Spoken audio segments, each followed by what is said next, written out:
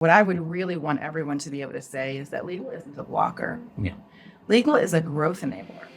Hey there, welcome to the AI Sidekick, the show designed to help you banish your AI anxiety. I'm your host, Ryan Heath, from Robin AI. Hi everyone, today I'm joined by Anne Robinson, a true powerhouse in the New York legal world, and therefore, the whole world. Anne's career spans decades at major organizations like Vanguard, American Express, Citi, and now IBM, where she serves as Senior Vice President and Chief Legal Officer. The big thing to know about Anne is that she is a business person who happens to be a lawyer, and she is a true business partner. And that's what we're going to dig into, how that philosophy works in this conversation. And you're also a tireless advocate for making sure law is accessible and inclusive. Welcome to the podcast. Thank you. It's great to be here. Excellent. Now, and IBM has just announced a huge investment, $150 billion in AI and quantum computing in America. As Chief Legal Officer, how does your team contribute to that transformation? Well, it's absolutely a huge bet, transformational, but it's one that's grounded in our belief in both the future of AI, quantum computing, and the mainframe. But it's also grounded in IBM's history as an American manufacturer for over a century. We are one of the nation's largest technology employers, and we've ushered in innovations that include the data processing systems that enabled the U.S. Social Security system. Mm-hmm. We supported the Apollo program that put the man on the moon. And we have solutions that power businesses in every industry. So we're continuing that legacy with our site in Poughkeepsie, New York, where we manufacture the cutting edge mainframes that are technology background of the global economy. I don't know if you know this, but more than 70% of the entire world's transactions by value run through the IBM mainframes. I did not. That's impressive. And they're manufactured in the United States. So we also operate the largest fleet of quantum computer systems, and we're going to continue to design and assemble quantum computers here in America. But what that means for us as a legal department is that we're working day in and day out as strategic partners with our business as we continue to focus on making those technology advancements available for our clients. And when you look forward to the future, what's the sort of most exciting legal challenge? There's a lot of cross-team work there. There's a lot of dollars involved in that. Yeah, so I don't know if I would call it exciting, but what I would say is one of the biggest legal challenges on the horizon is the responsible use of AI within legal practices. So that includes ensuring data security, assessing AI governance, but also determining the defensibility of AI use in court. Legal teams have to have and invest in a baseline knowledge in AI, and they also have to be willing to embrace new capabilities to navigate the complexities of technology in the legal system. But I do believe that the flip side of every challenge is an opportunity. And so the adoption of AI presents an opportunity for the legal profession to differentiate ourselves, to drive significant value for our organizations. And it'll allow us to keep pace with the increasing demands of our business partners, all while showcasing our value as strategic advisors. Very good. Now, you've guided legal strategy for a bunch of global giants through their own seismic industry shifts. What's the boldest thing you've ever advocated for, and how did you sort of navigate whatever resistance you might have come up against? Yeah, so probably coming into an organization like IBM as the leader of a legal function and immediately advocating for embracing and taking greater risk. Yeah, there's no reward if there's no risk. But getting the business to see the legal department as a growth catalyst, that's actually been a process in every role that I've ever had. Yeah. And there are two key elements I think that are important to making that transition. The first is structural, organizational. It's making sure that the teams in the legal department are aligned with the business rather than based on exclusively subject matter expertise. Yeah. This drives tighter connection to the business, greater partnership, and greater accountability. The second thing is making sure it's cultural, but it's making sure that the team really invests in understanding that they are responsible for IBM's overall performance. Yeah. But also that they can see how what they do contributes to that, that performance. And that drives individual motivation, and it creates, I think, inspiration for the team. And is it difficult to get other teams to see that you can be involved at the beginning of a process. You're not just the afterthought or the checkbox at the end of the process. Yeah, so being involved early is really critical to enabling lawyers to be solutions oriented rather than clearing problems on the back end. Yeah. Engage early and often is our motto. Yeah. Now, if we sort of look at where IBM's business is heading, like the AI business is booming, a big shift to software after sort of having this real hardware focus for a lot of the company's, like 114, 15-year history now. Sort of as that changes, can you walk me through what your sort of approach looks like for your team? Yeah, so IBM has a hybrid strategy. And for us, that involves combining third-party platforms with some of our internal AI tools. Yeah. I sort of risk rate them, right? Yeah. So examples would be AI data-driven discovery process, Yeah. NDA accelerators, regulatory compliance tools, which I've used in a number of roles. We're engaged in invoice review, meeting summarization, chatbots for company policies. That's one of my favorites. Those are considered low risk, but they have high productivity benefits. In addition, we're starting to experiment with preliminary contracting drafting reviews, legal research, case management. And those require greater sophistication on the part of the solution, but they present sort of medium risk. And then there are high-risk activities, such as rendering legal advice and litigation preparation, contract analysis for complex agreements. Those are being targeted by AI solutions, but they come with higher risk barriers. So we're watching and looking to engage, but letting the technology mature. Yep. Well, we are all about humans in the loop at Roman. So that makes a lot of sense. I think you're on the right approach there. Now, what's your playbook for sort of keeping legal and compliance ahead of the curve? A big organization has the capacity to do that if it's organized. Most organizations are just struggling to keep up a lot of the time. How are you coping with what I would sort of describe as like a regulatory whiplash around the world? You've got governments pulling in all directions, some of them not doing anything at all, and then IBM spans the whole globe. So you've got to cope with all of that. Yeah, that's a great question, and these are definitely interesting times. But I'm really fortunate to have a team at IBM that is,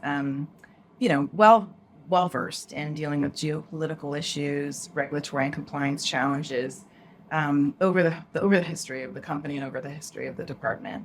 But like many chief legal officers, I also have responsibility for our public policy arm. And that allows us to advance our point of view with regulators and policymakers. And that includes on issues like emerging technology.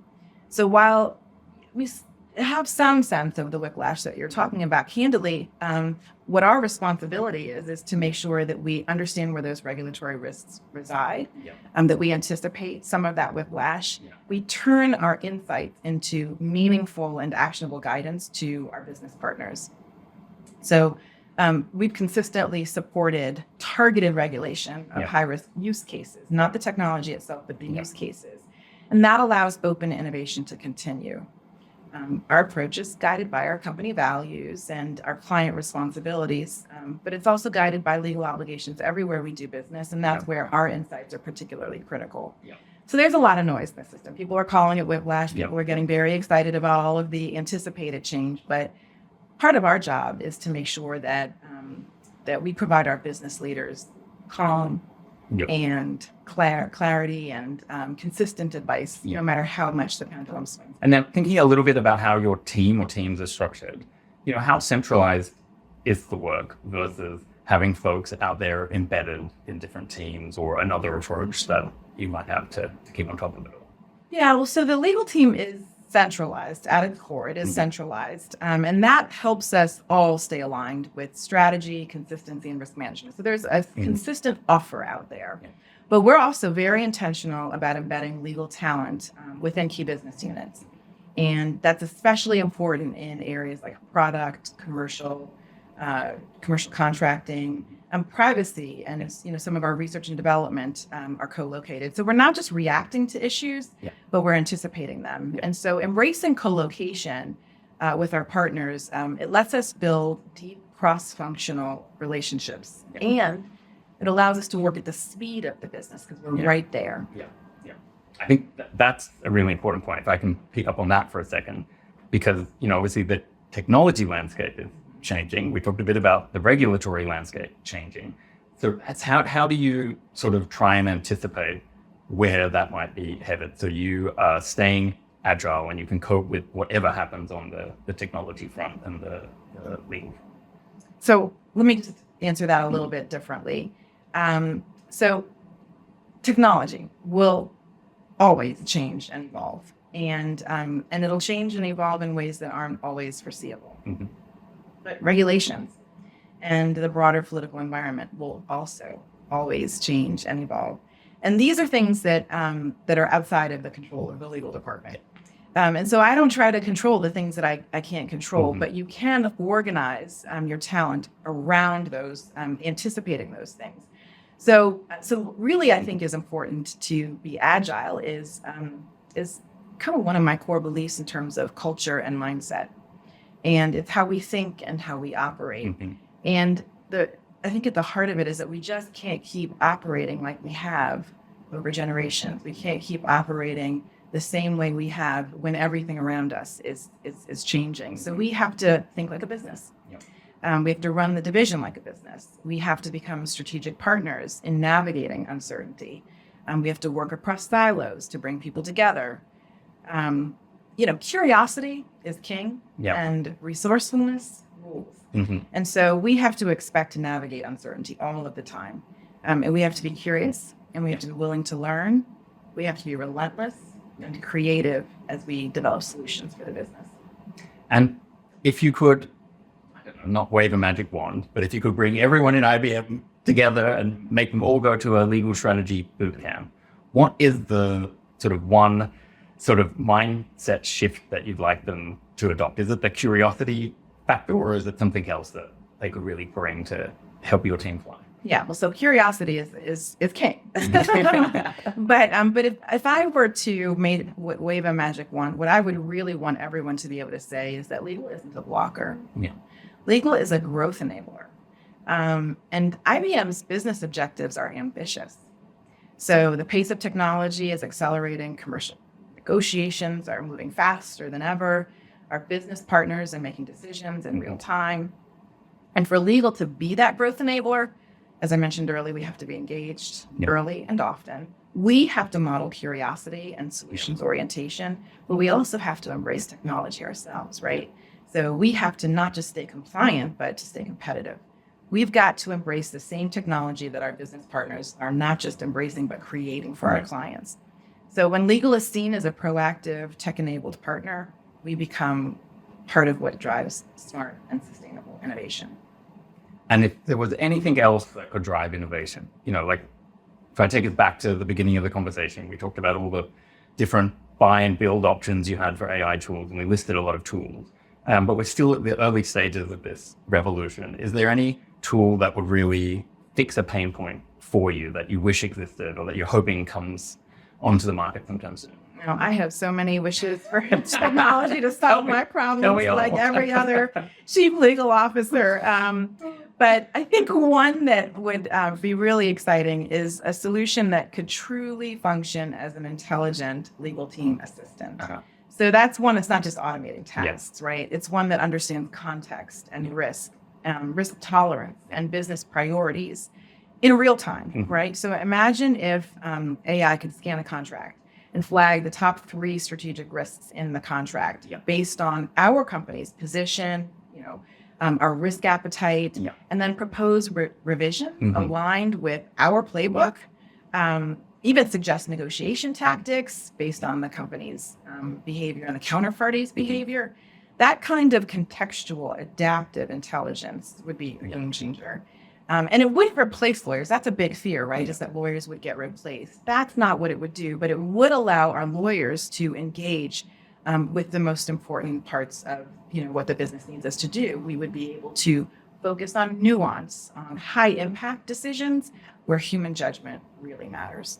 I'm with you. I've never met an in-house team that had too little work. Right. There's never going to be a shortage of need for the humans.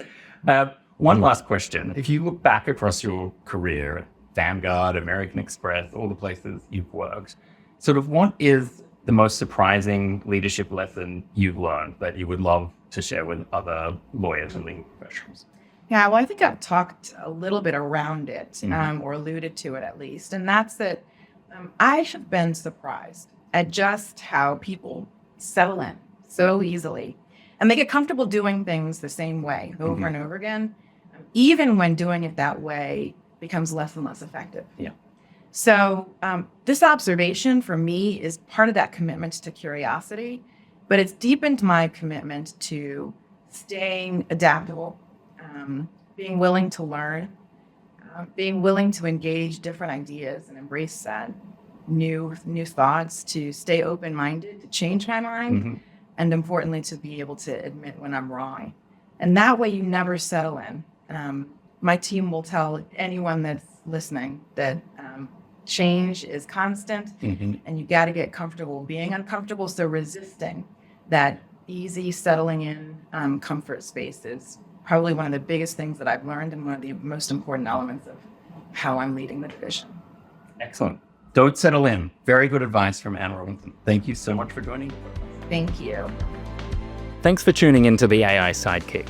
I hope you're now feeling more confident about implementing AI into your business. If you found today's conversation valuable, be sure to subscribe and share it with your colleagues. For more insights or to see how Robin AI can help you make contracts simple, check out robinai.com. See you next time.